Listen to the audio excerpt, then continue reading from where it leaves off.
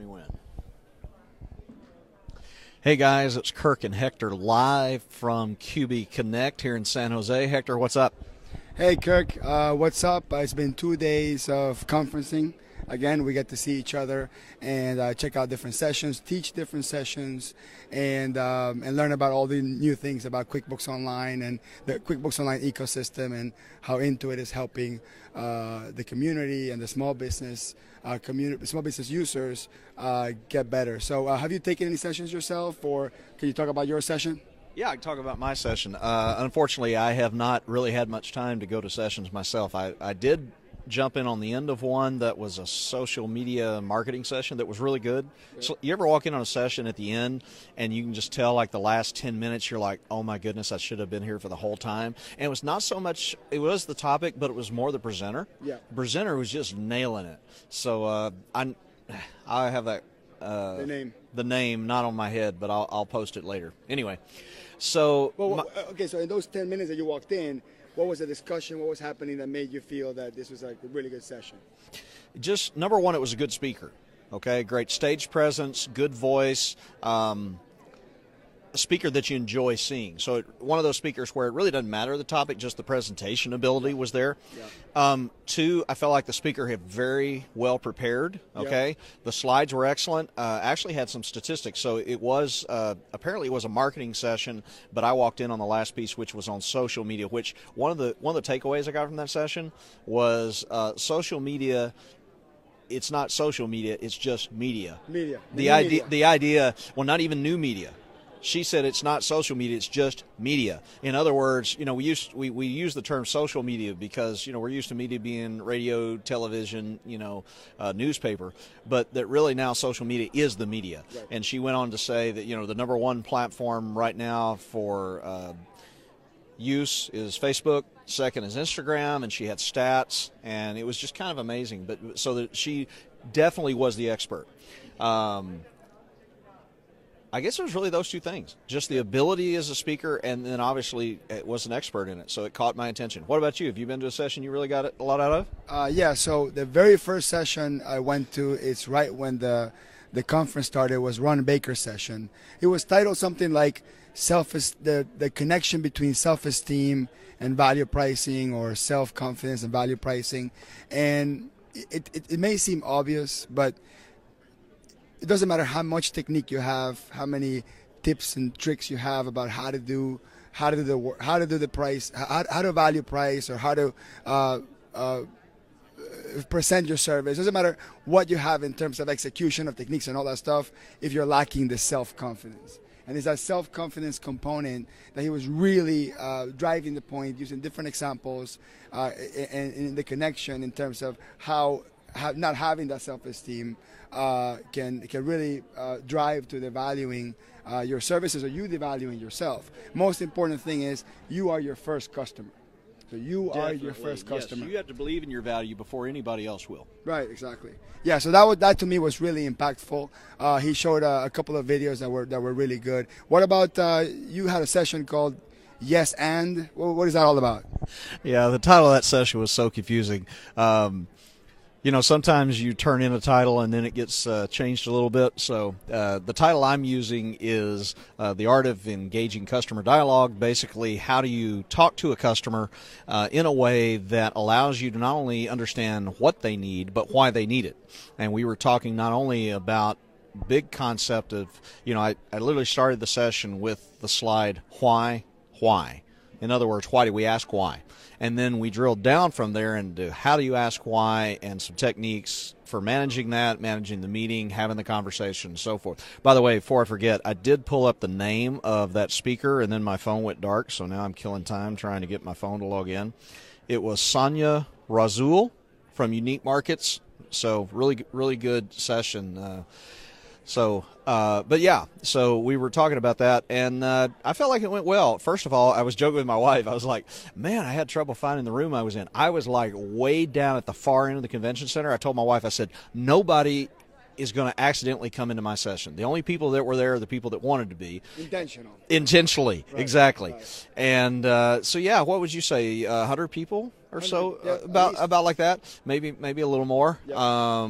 Couple things we did that are always fun. We did a live demonstration of a value conversation. This first time I've ever had a guest from the audience come up and do that, and so that was a little risky. Fortunately, the person who did it, her name's Kat, did a great job. Yep. And then we had people do a triad exercise, which I always get good feedback on that. So you did a session yesterday on video marketing, right? Yep. So tell us about that. Yeah, so my session was called Creating Effective Marketing Videos. And I've done marketing classes already for a couple of years, social media, content marketing, and video editing classes. But this time around, it was the same content, but we changed the title a little bit. We added the word effective in it. And the word effective basically drove me to take a different path to teaching it. So this year I wanted to, not so much about the how, but more about the actual creative process that goes behind thinking, what my YouTube channel is going to look like, what my Facebook live videos are going to look like, what is the strategy that I'm going to put together before I create the content, before I create the videos, so it achieves a specific goal. And when it does achieve that specific goal, at that point it becomes effective. Because a lot of folks think it's about being efficient and just pumping out as much videos as possible, as much content as possible. And that doesn't really work that well. Like I have 500 videos, and it's like 70% of my views come from 2 of them. So I have 2 very effective videos and 498 not so effective, but they're efficient at giving me the bragging rights of that 500 number. So I was going to teach people that, and this is just what I learned. I don't know what the right answer is, but I can tell you for sure, with experience, to tell you that it would be much better that I would have made maybe 3, 4, or 5 more of that exact same video, or those 2 or 3 videos that are getting all my views, than spending all the time of making all the 400 and almost 500 other videos. So I think that that's an area that I want people to think about, is how to become effective. So I'm going to deep dive a little bit into it, if you don't mind. Let's go a little bit deep dive into it. So I came up with this concept about the 6. This is my own concept, kind of a hush-posh Frankenstein of multiple concepts. But I call Hectorpedia. We'll call it Hectorpedia. The 6. So these are the 6 W's of basic video marketing. Right? You ready for that? 3 of them are www, right? Right. So the first one is who. Okay.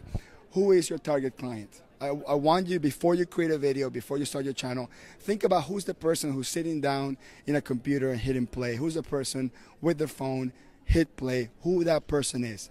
What's that persona?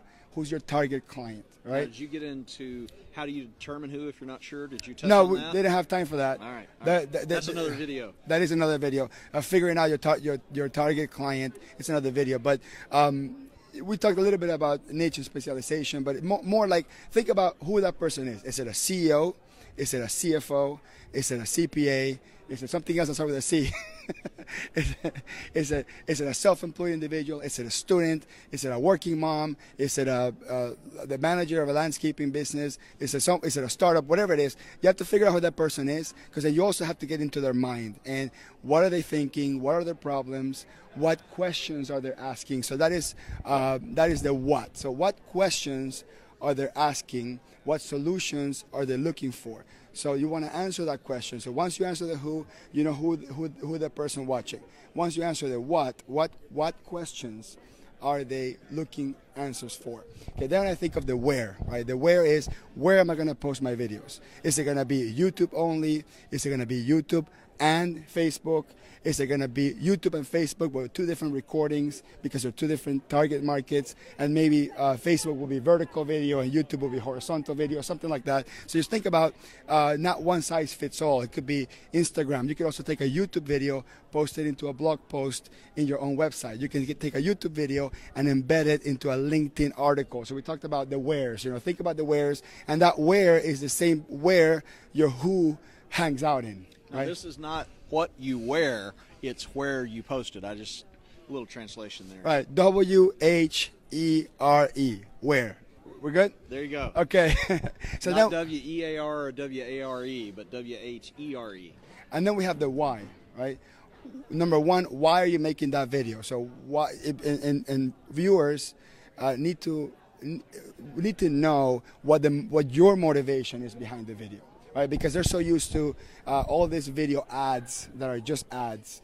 And if you don't clearly state why you're making the video, then people get a bit skeptical and they think that there's an ad or some sort of commercial agenda behind it. So you want to state your why very early on and say, this is why I make the video, this is why I help who I help, this is why I want you to solve this problem, that sort of right. thing. Yeah. Then we have the how. Okay, how can people engage with you later on? How can they engage with your content later on? You also have to keep in mind that most of this content is free, and folks are expecting even the next step to be free. You know, so people want that video to answer, okay, I got the concept, I learned the concept, how can I go deeper? And you want to give someone always that second, right? You want to give someone that second step. So I got a question for you. Can that second step be like homework? Like, you know, you say, look, if you want to go deeper, go do this. Here's an exercise for them. Or are you talking about like another resource to go to or another video you do? What do you mean by second step? Yeah, it could be anything. So it could either be second step, read this article, read this ebook, read this PDF, right? Second step, email me your questions so I can send you in the right direction, right? Second step, go to my website and take this quiz.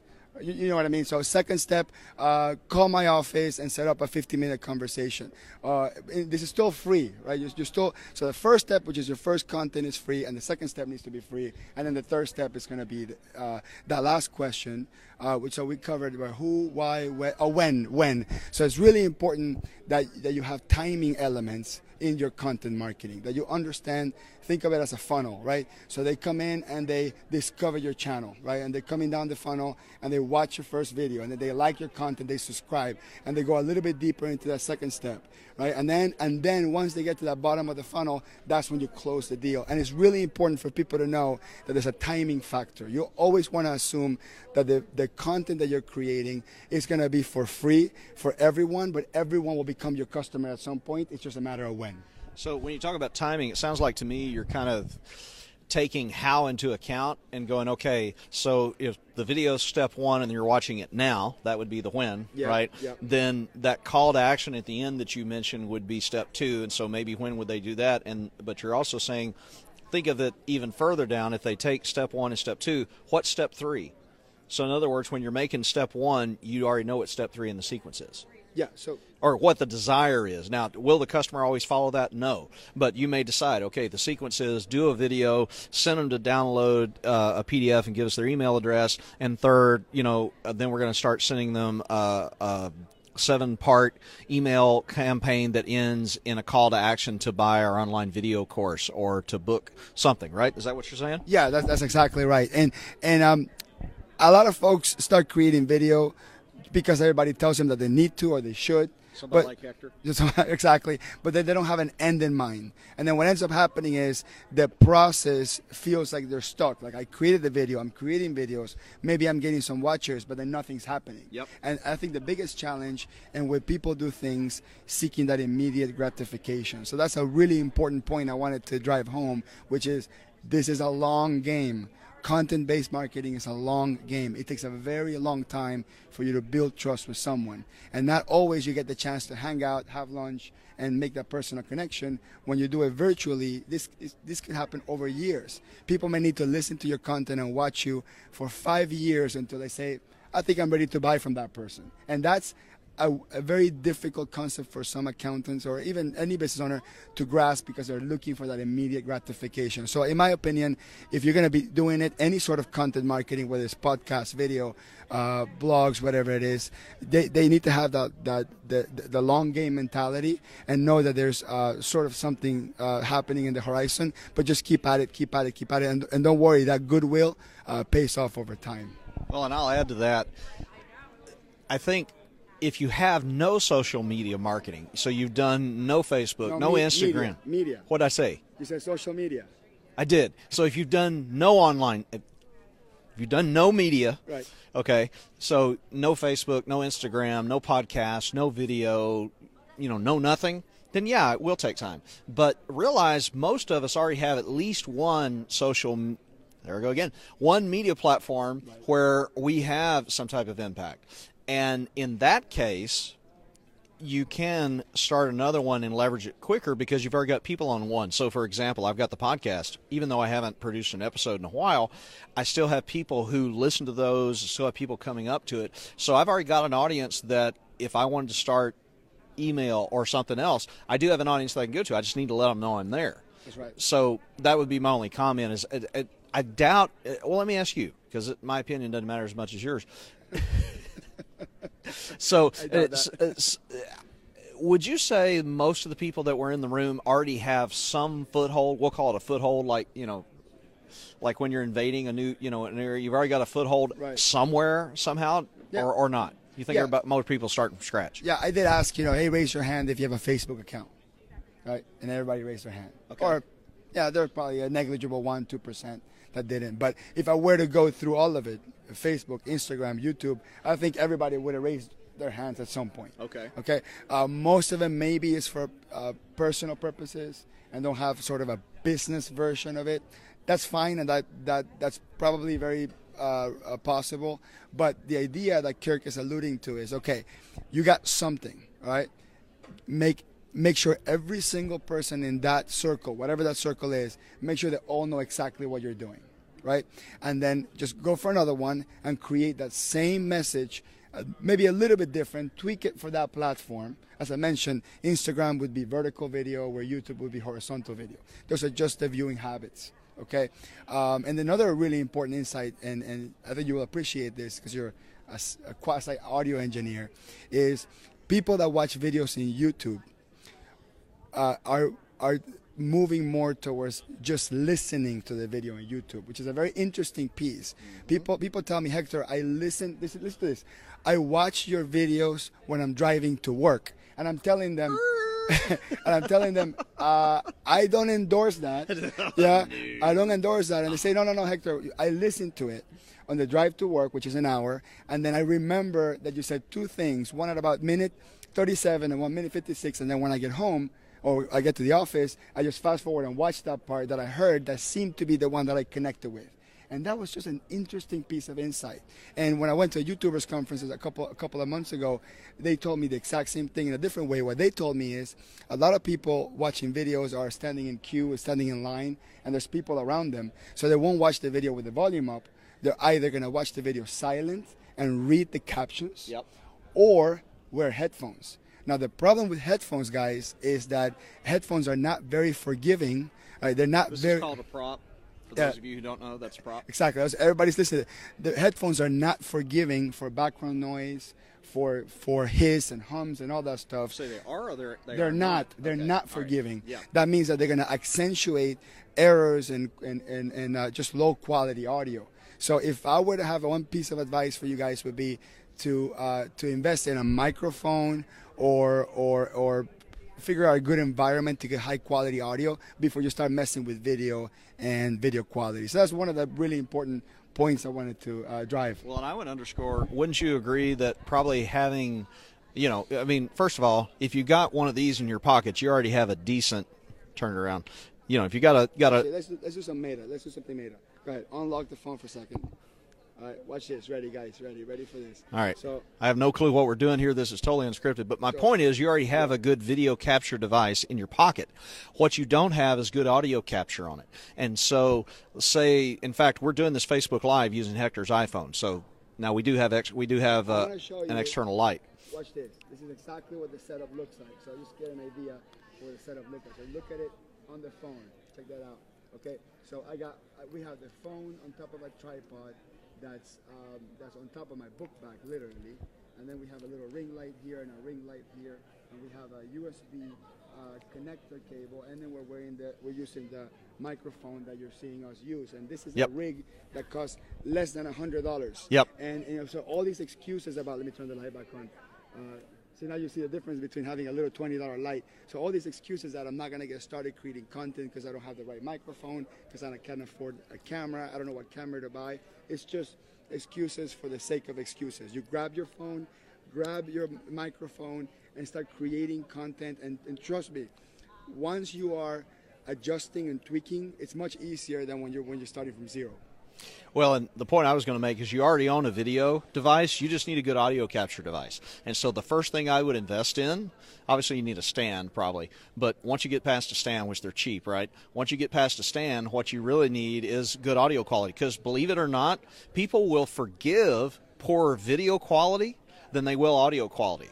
Just and think about how long good audio has been around. Okay, we're talking radio, records, rock and roll, all that kind of stuff. All right, video hasn't been that prevalent. It's a young generation. We're talking personal video. Okay, we're not talking production broadcast video. Although this setup gets you close to broadcast quality. But anyway, my point is, yeah, audio matters, and audio I think matters more than video quality. Content matters first. I'd say audio quality matters second. That's right. Would you agree? All right. Yeah. So. There was something I was going to ask you. What were we going to circle back to? No, all right. So we were supposed to briefly talk about our sessions. Well, I was going to say let's finish. Well, what? No, we're good. We're good. Video marketing, we're good. Oh, okay, but I was going to say if that other topic, maybe do we want to tack it onto here? Or do we want to do? Let's preview it here. Like wrap this up and then we'll just do another one on that one. Complete separate episode. Yeah. Okay. All right, guys. The boss has spoken. We're gonna wrap it up. We spoke mostly about video marketing in my session. We talked about Hector. So what are we gonna do now? So after we wrap this up, we're gonna go live again. Yeah, we're gonna go live again. We're live again. Because I have another topic. And we're gonna talk about something else completely different that I think is gonna be pretty interesting. Can I plug as well. something real quick? Yeah, plug it. Okay. So this is Tuesday afternoon. Tomorrow morning on Wednesday, 2 group coaching sessions. Mark Wickersham is leading them along with myself, Ron Baker. One on value pricing for beginners, another on value pricing for experts. Look them up, come to the sessions. They're going to be impactful. So we'll see you there, and we'll see you in a few seconds for another episode. All right, guys, welcome to the Art of Advisory. This is our second episode that we're recording live from San Jose, California at QuickBooks Connect. And there was a topic that we wanted to talk about. Let me tag Kirk. I just want to point out the logo back there. This is free marketing. Yeah. I guess we're at their conference, so maybe. But anyway, free marketing for QuickBooks because we have the logo in here. That's right. Let's get a little bit closer here. So we're giving. We're gonna give. Yes, I did. Closer. I need to take a shower. That's right. All right. So we're going to give QuickBooks a little bit of marketing here. So anyway, Kirk actually asked me to give him feedback on the session. Okay. So he taught a session. That was a mistake. Yeah. So we taught a session on value price. He taught a session on value pricing. And he said, hey, what do you think about the session? And I told him everything that was great about it. And I told him your session was 99%. I'm going to give you the 1% that you would change. And I told Kirk, you have to think about when is a good time to go deep dive with details and when is a good time to just go broad, right? So maybe you want to talk about how the conversation started. Yeah, so I've been doing training for probably 20 years, probably the first 15 on software training and the last 5 on teaching people how to price, particularly in the area of accounting, bookkeeping services. And one of the things that I've encountered when I've taught training is this idea that people have trouble going from the general skill to the specific situation, and I find the reverse is also true. People have trouble going from the specific situation and extracting the general skill. And so it's just always been a challenge. For example, we'll just the critique that Hector gave me on my session. I called somebody up out of the audience to help me do a role play, and literally it was unscripted. Okay, and we role played a value conversation. Hector and I have done that on the show previously, but of course, Hector, because he's an accountant and because he's taught some webinars and things of value pricing, he was kind of very clued in on a specific example. The one that we did there was because it was unscripted. Hector's comment was it didn't feel as relevant as it could have been. I think, would that be an accurate way to say it? Yeah, it just stayed very broad. Like you ask the person, let's do a role play. You're the business owner, I'll be the advisor, and let's do a role play on a value conversation, right? And then, Right. And that was all I said. I didn't say any more than that. I let them come up with a business situation. That's right. So I just thought of something, so I want to ask you this. So basically, this is what this is. This is an AAR on my session. An AAR is an after-action review, and I just realized that's what Hector and I are doing. Primarily, though, so an AAR, in case you don't know, comes out of the military, and it's where once a mission's complete. So my mission yesterday was to deliver the session. I delivered the session, so now we're doing the after-action review. And so we would normally ask things like what went well, what didn't go well, what we learned from it. We're going to focus on what are we going to learn, right? So do you think it would have been better if I said, okay, I need a volunteer from the audience who can come up and role play a bookkeeping scenario with a customer and maybe fill in the blank on some more details so that I paint a more narrow picture? Do you think that would have helped? Yes. So my suggestion was to set it up so when you're asking the questions and they're painting to you the story of this customer that's having pain points, and you as the advisor are trying to unlock the pains and unlock all the doors so that you can figure out where is it that you're going to provide value, that they think of a specific situation. The challenge is that if they stay broad because they fear getting into the details, because some folks think that getting down into the details is a rabbit hole, and sometimes it's a rabbit hole, which is true, but staying general would be good because it would connect with everyone. It would stay kosher with everyone.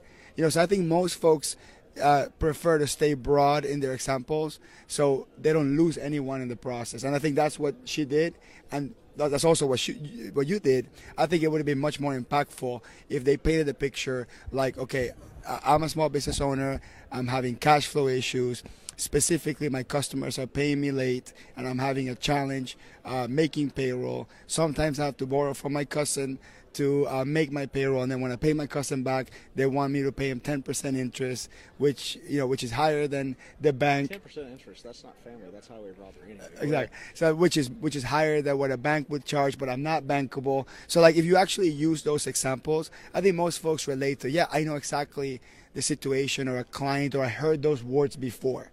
And I think sometimes when you're learning, if you didn't walk into the learning conceptualizing that this is a general learning, and I'm going to take this information as a generic concept that then I'm going to have to then figure out how to apply it to a specific situation, some folks get lost saying, I don't understand how this works for me in real life. So my suggestion was to just focus more on going into detail, and then you had a response to that. Yeah. So, so the first takeaway that I'm going to really seriously take away, and this is going to impact how I do this session in the future, is number one, I'm going to provide more specifics about the particular situation. So I still might call up a volunteer from the audience, but I'm going to be much more specific. So I'm going to paint, and I'm not going to say just a bookkeeping or accounting, but I'm going to paint, it's a cash flow, or there's a balance sheet or inventory or something. Get more specific. So in other words, really I need to take, it's okay to, so one, I called up a volunteer, but I kind of need to take responsibility for providing a more concrete example. Okay. But that being said, and this is where the question comes up, and I guess do you learn better from a general situation or a specific situation, or can you learn from either? And what are your thoughts on that? Because I guess I'm trying to take this out of the context of my session, but we were having this conversation last night about, which is better. Is there a certain case when one is better than the other? And I'll just be honest. I don't have a lot. I can take a general situation, pull out the skill, and apply it to another. That is easy for me. But what I've realized is that's not as easy for other people, and I teach like it's easy for everybody. Yeah, so that's a very loaded question. So the underlying question, if you don't mind me, I'll repeat it, just make sure I understood it correctly. Yeah, tell me what you heard is what I said. Right, exactly. Is it what is the better choice to take? To use generic concepts applicable to every situation as a tool for learning a new skill, or just take only one specific situation and deep dive using the tool as an example or illustration on how to use the tool? I wonder if the better question is how specific do we need to be? Right. I think that's really the question. Yeah. So if you think of a a number line here, right, with a continuum of completely general, completely specific, where on that continuum do we need to fall to help people learn the best? Yeah. I think that in a 1 hour session, you need to deep dive with 3 examples. So you can use generic concepts throughout, generic tools throughout, bullet points, tools, overarching principles, but then you have to use them in 3 different examples, right? The first example, to let people know that you're using a deep detail example. Maybe you'll connect with some, maybe you don't. The second one, so that they go, oh, he's doing another example, maybe I should pay attention to this one. And the third one, to just kind of do a capstone for the folks that are listening to the details, and they can see it applied in 3 different situations. But the mix, just staying in the general concept and not use a specific example, makes it tough for some folks to connect with it right away. And granted, there are some people that learn best with just the theory, just the tools, just the principles, and they say, don't give me examples, I'll know how to apply the examples. That is true. But I think in our profession, in the accounting profession, we are very checklist driven, right? We are compliance driven. We reconcile a bank account, OCD, which, guys, remember, we reconcile bank accounts, which literally means that we tell the software that we're looking at the same thing we're looking at the paper statement. We're going line by line and making sure that there's a completeness in the work that we're doing. So when you teach a general concept that doesn't have this reconciliation concept, right, where you're telling me this, and then here's the example where you can actually check off and go, oh, these were the 6 overarching principles. This is the specific example where I applied the 6 overarching principles. So hopefully that makes sense. Well, it's interesting. As I was listening to you, kind of expound about using 3 examples, I was going, okay, in an hour session, what that means is 30 minutes of content and 3, 6 to 8 minute examples. Yeah. Wow. Okay. So now I just take the session I did and split it in 2. Yeah. Cool. I love ways to make content go further, so I go with that. But in all seriousness, really and I think it's something we need to think about, because if when we learn, we require that it fit specifically our industry, specifically an example that we would encounter, I think we're limiting our ability to learn. So I guess I'm putting the challenge on both the presenter and the audience. I will accept the challenge that you've given me to try to dial it in tighter in this particular session that we're talking about. And at the same time, I would also challenge the audience to don't write off an example just because. So the example we were doing yesterday was a restaurant example, right? And the whole point of the dialogue, and this is probably why I didn't care about the topic so much, was basically the other participant would say something, and essentially I would go, and why is that? And then they would say something else, and I would go, and why is that? And it was literally just me showing an example of peeling the onion. How do you ask why in several different ways to drill down to what it really, really is? Let's do an example of peeling the onion. If you okay, let's do it. So ask me the first question. I'm the business owner. You be the advisor, and all you're gonna do is ask why, right? Okay, so so you're gonna tell me your troubles, what's keeping you up at night, right? You start with that, and then I'll start answering. Okay, and I'm just gonna just do why. So all I say is why. Well, why and variation. Oh, okay, all right. So don't make it too academic. So okay, so Hector, thanks for calling me. How can I help you today? Yeah, I need you to help me fix my inventory. Why do you think your inventory needs fixing? Well, I think it's off. When I look at my inventory, the numbers don't seem to be accurate, and it just drives me nuts. I need to have my inventory needs to be accurate. So how do you know it's not accurate? What are you looking at, and what are you comparing it to? I just have a feeling it isn't. Like I'm looking at the number. It says I have $200,000 in inventory, and when I look at my warehouse, I can't even fit $50,000 worth. So I don't even know where that valuation comes from. So when my inventory is off, my gross profit margins are off too. So that's really when I look at my gross profit margin, it's off. So I don't. So what my QuickBooks is telling me that I'm the percentage that I'm making is not the reality, and I'm just worried that that number's not accurate. So if I were to rephrase it, would you say that your biggest concern is you don't know if you're making money or how much? I know I'm making money because there's money in my bank account, but I don't know how much I'm making per job. Okay. So why is it important for you to know the valuation of your inventory? I mean, let me back up. Let me ask a different way. And by the way, sometimes I'm going to take a break for a second. Sometimes you will literally be in the middle of thinking to ask one question and you'll think of a better one and do exactly what I did. Say, you know what? Wait, let me ask it differently. So don't feel like you have to nail it, right? Feel free to go with the flow. When's the last time you did a physical inventory count? We do it every year for our CPA for our taxes. Why don't you do it quarterly? I just feels it feels a lot of work, and I also don't know. I don't think I know how to do it correctly. So it's maybe that's why I need you as the advisor to help me do it correctly. It just feels like I have to shut down for 3 days, and it just costs a lot of money also to shut down the business for 3 days. So would you agree? Not only part of the problem is you don't know how much you're making. Okay, that's part of the issue. But the other issue is we need to, like you said, figure out how to do an inventory so that you can do it more times, which means it'll be more accurate. It should be, right? And you don't shut down for 3 days because that's too big of an impact on your business. Yeah, that's exactly right. Okay. So I'm curious. I want to get a feel. So we've done three whys so far. Yeah. All right. So I think we can still dig deeper. Yeah, I was going to. Yeah, I was going to. He thought I was going on a tangent, but no, I'm still here with you. Keep him in check. Yeah. Well, vice versa. Let me tell you. So, where was I? Oh yeah. So, I want to get a gut feel for how far off do you think your inventory is. So you just use the example of QBO is telling me I got 20,000 and I couldn't even fit 50,000 in the warehouse. So you telling me you think your inventory is off by 75%? Yeah. I think I'm off by 150,000. But most importantly, when my inventory is off, my gross margin is off, and my profit per job is off, and I need to know how much money I make per job. Why do you need to know how much per job?